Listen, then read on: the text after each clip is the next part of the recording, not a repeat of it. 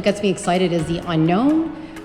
There's always going to be something that will, prove to be an opportunity in a new career, all from STEM, which is marrying, both the science and technology with experience, right? We're getting to that stage where we can really now push the bar on human experience.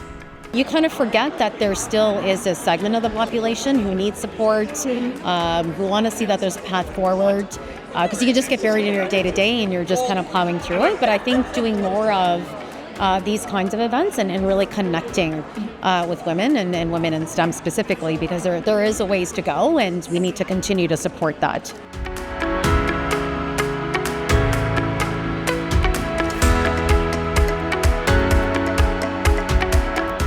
It's okay to take the risk. It's okay to try. It's okay to fail. It's how you deal with it and what your reaction is. I think it's a pretty confusing place to be for a lot of young women and a lot of young people, and I think it's good to hear different people's paths and know that it's not always just linear for people. I think to give yourself grace, but also to know where people are that you can reach out to ask questions. And I think a lot of the people that stood up and asked questions, that's really a big, bold step in their lives too, right? So pushing yourself a little, seeing what works, and just trying new things on.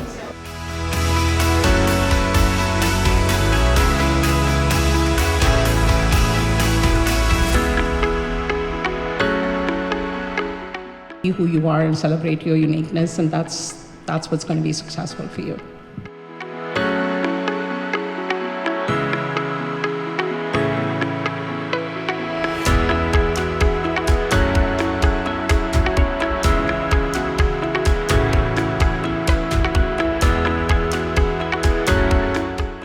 It is important because given that since we're most of us are engineers or people in STEM, there's a huge gap between a men and women. Most of the engineering or STEM related places are mostly male dominated, right?